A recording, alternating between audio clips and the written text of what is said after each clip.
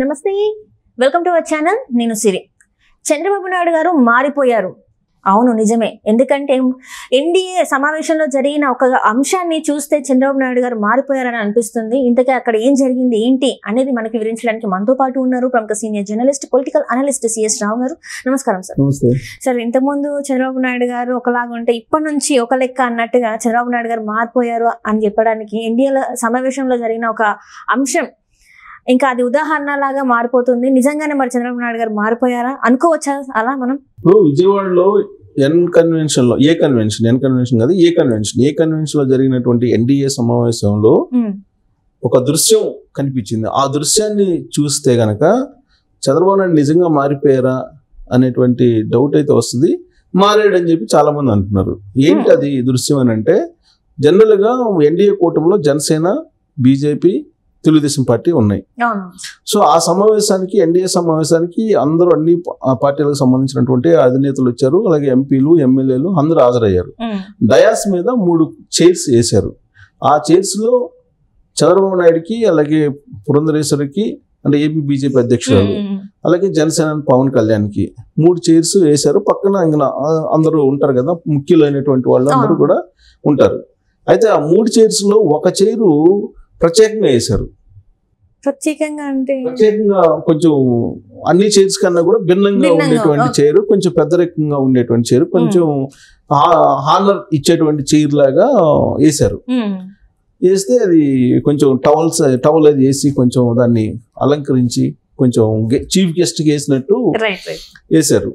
So అది dais మీదకి వచ్చిన తర్వాత అది చూసినటువంటి చంద్రబాబు నాయుడు అందరికి, పవన్ కళ్యాణ్కి, పురంధరేశ్వరికి, అందరికి, మిగతా లీడర్లకు అందరికీ వేదిక మీద వేసినటువంటి చైర్స్ ఏదైతే ఉన్నాయో కుర్చీలు, అదే కుర్చీ వేయండి అని చెప్పేసి దాన్ని అప్పటికప్పుడు మార్పిచ్చేశారు. ఇంతకుముందు ఏ సభలో ఏ వేదిక మీద చూసినా కానీ ఆయనకంటూ ప్రత్యేకమైనటువంటి చైరు అది ఉండేది. కానీ ఇప్పుడు ఎన్డీఏ కూటమి సమావేశంలో అందరికీ ఒకే చైర్స్ వేయండి, అది ఇంక్లూడింగ్ నాకు కూడా ఒకే చైర్ వేయండి అని, అంటే ఈక్వల్ గా ఉండాలి అనేటువంటి కాన్సెప్ట్ అక్కడ ఆయన అర్థం వచ్చేలాగా ఆ మార్పును చేశారు. అంటే ఆయన అప్పటికప్పుడు స్పాంటేనియస్ గా చేసింది అది, అంటే ముందుగా వ్యూహాత్మకంగా చేసింది కాదు అది. అంటే దాని అర్థం ఏంటంటే అందరూ ఈక్వల్ అను, అందరూ జనసేన, తెలుగుదేశం పార్టీ, బీజేపీ అందరూ కలిసి పనిచేస్తేనే, ఐక్యమత్యంగా పనిచేస్తేనే జగన్మోహన్ రెడ్డి అనేటువంటి ఒక రాక్షసుని దింపగలిగాము అనేటువంటి ఫీలింగ్ లో చంద్రబాబు నాయుడు ఉన్నారు. అదేదో తన గొప్పతనంగా ఫీల్ కావట్లేదు. అలాగే ఆయన ప్రెస్ మీట్ పెట్టి ఇచ్చినటువంటి 164 స్థానాల కూటమికి అది ప్రజలు ఇచ్చినటువంటి మ్యాండేటరీ, ప్రజలు జగన్మోహన్ రెడ్డి మీద విసిగెత్తిపోయి జగన్మోహన్ రెడ్డిని అసహించుకొని కూటమికి ఇచ్చినటువంటి గెలుపు అది. కాబట్టి ఇదేదో మన సొంత గెలుపులాగా భావించకుండా జాగ్రత్తగా మనసులో పెట్టుకొని వాళ్ళ రాష్ట్రాన్ని పరిపాలించాలి. అలా కాకుండా జగన్మోహన్ రెడ్డి లాగా అహంకారంగా పరిపాలిస్తే మనం కూడా నష్టపోతాము. కాబట్టి మనకి ఇచ్చినటువంటి మ్యాండేటరీ 164 స్థానాలు చరిత్రలో ఏ పార్టీకి రాని విధంగా వచ్చినప్పటికీ కూడా దాన్ని మనం గౌరవంగా భావించి మనం అణిగి ప్రజాసేవకులుగా మాత్రమే ఉండాలి, అంతే తప్ప ప్రజల మీద పెత్తనం చేసేటువంటి వాళ్ళ మాదిరిగా ఉండకూడదు అనేది ఆయన ప్రెస్ మీట్ లో చెప్పినటువంటి మాట. దానికి అనుగుణంగా ఇవాళ జరిగినటువంటి ఎన్డీఏ సమావేశంలో ఆయన కుర్చీని మార్చి అందరు కుర్చీలు ఏ విధంగా ఉన్నాయో అదే కుర్చీని వేసుకొని ఆయన కూర్చోవడం, ఇవన్నీ చూస్తే కనుక రాబోయేటువంటి రోజుల్లో పరిపాలన ఏ విధంగా ఉండబోతుంది అనేదానికి ఒక నిదర్శనం. రెండేంటంటే చంద్రబాబు నాయుడు మారారు, చంద్రబాబు నాయుడు మారడు అనేది చాలా మందిలో తెలుగుదేశం పార్టీ క్యాడర్లోనే ఒక అభిప్రాయం ఉంది, స్థిరమైనటువంటి అభిప్రాయం. ఆయన అధికారంలో లేనప్పుడు ఒక రకంగా, అధికారం వచ్చిన తర్వాత ఇంకో రకంగా ఉంటారు. ఆయన ఎవరు మార్చలేరు. ఇంకా ఇప్పుడు 74 సంవత్సరాలు ఇప్పుడు ఆయన్ని మారతాడంటే ఎవరు నమ్ముతారు అనేది చాలా మందిలో వినిపించేటువంటి మాట. ఈవెన్ తెలుగుదేశం పార్టీలోనే ఆయన గురించి బాగా తెలిసినటువంటి వాళ్ళు కూడా. ఎందుకనంటే 2004 వరకు ఆయన అధికారంలో ఉన్నారు. 95 నుంచి 2004 వరకు ఆయన అధికారంలో ఉన్నారు. అప్పుడు ఢిల్లీలో, రాష్ట్రంలో, ఉమ్మడి ఆంధ్రప్రదేశ్లో ఢిల్లీలో ఆయన చక్రం తిప్పారు. ఆయన ఏదనుకుంటే అదే. ఆయన రాష్ట్రపతిని అబ్దుల్ కలాం పెట్టమంటే అబ్దుల్ కలాం, లోక్సభ స్పీకర్గా బాలయోగిని పెట్టమంటే బాలయోగి. అంటే చంద్రబాబు నాయుడు మీద ఆధారపడి ఆ రోజున ఎన్డీఏ ప్రభుత్వం నడిచింది.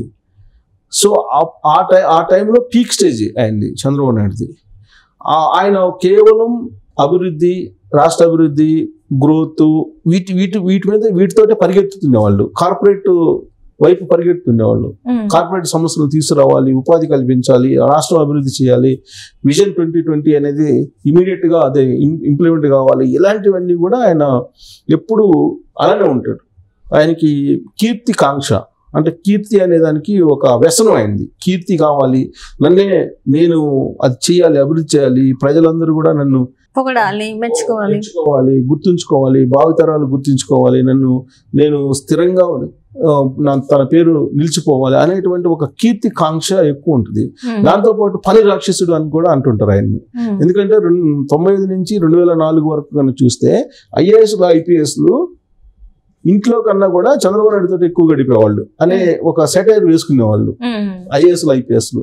ఎందుకంటే రివ్యూ మీటింగ్ ఉదయం స్టార్ట్ చేస్తే సాయంత్రం నైట్ 10, 11, 12 కూడా అయ్యేదంట ఒక్కోసారి.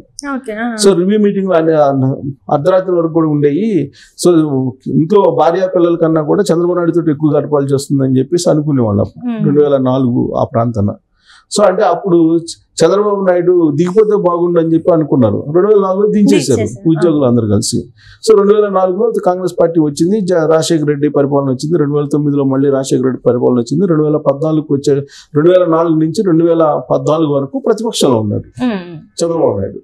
అప్పుడు నేను మారాను, నేను రాజశేఖర రెడ్డి లాగా అందరి కార్యకర్తలకి ప్రాధాన్యత ఇస్తాను, నేను మారాను, మీ అందరికి అండగా ఉంటాను, ఇవన్నీ చెప్పేవాళ్ళు ఆయన. ఇవన్నీ చెప్పేవాళ్ళు. ఆయన బస్సు యాత్ర చేశారు, తర్వాత పాదయాత్ర చేశారు. ఎట్టకేలకు రాష్ట్రం విడిపోయింది. రాష్ట్రం విడిపోయిన తర్వాత 2014లో విడిపోయిన రాష్ట్రానికి ముఖ్యమంత్రి అయ్యారు. ముఖ్యమంత్రి అయిన తర్వాత చంద్రబాబు నాయుడు 2004 నుంచి 2014 వరకు నేను మారిపోయానని చెప్పారు కదా ఈ 10 సంవత్సరాల పీరియడ్లో. సో నిజంగా మారి ఉంటారని చెప్పేసి అందరూ అనుకున్నారు. అందరూ అనుకుంటే తీరా ఆయన అధికారంలోకి వచ్చిన తర్వాత మళ్ళీ అమరావతి, డెవలప్మెంట్, కొత్త రాష్ట్రం, మళ్ళీ రివ్యూ మీటింగ్లు, ఇదే ఇక. సో కాబట్టి చంద్రబాబు నాయుడు మారలేదు, మనం మారేనని చెప్పారు ఆయన ఏం మారలేదు, ఆయన ఎవరు మార్చలేరు అనేటువంటి ఒపీనియన్కి వచ్చేసారు.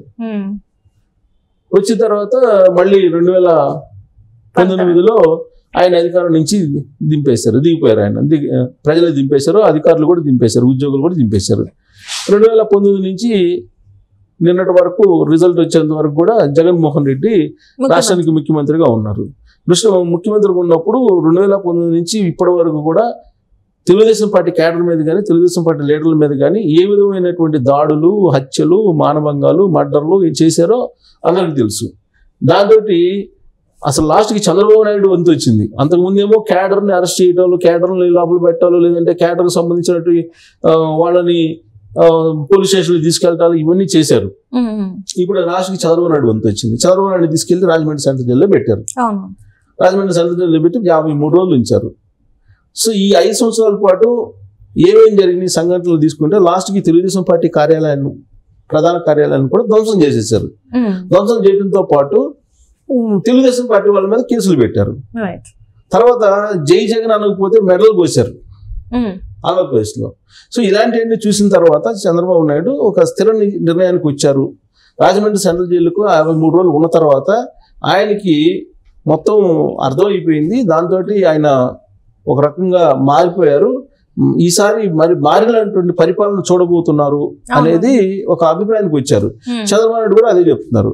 ఇక నుంచి పరిపాలన ప్రజా పరిపాలన ఉంటుంది, రాజకీయ పరిపాలన ఉంటుంది తప్పితే ప్రజా పరిపాలన అనేది కాదు. రాజకీయాలకు ప్రాధాన్యత ఇస్తాను. ఇంతకుముందు ఐఏఎస్, ఐపీఎస్లకు బాగా స్వేచ్ఛ ఇచ్చేవాళ్ళు చంద్రబాబు నాయుడు. చంద్రబాబు నాయుడు పరిపాలన వచ్చిందంటే ఐఏఎస్లు, ఐపీఎస్లే కింగులు. అలా ఉండేది. మంత్రులు కూడా లెక్క పెట్టేవాళ్ళు కాదు, ఎమ్మెల్యేలు అసలు లెక్క పెట్టరు. అలాంటి పరిపాలన ఉండేది. ఇప్పుడు దానికి భిన్నంగా ఉంటుంది.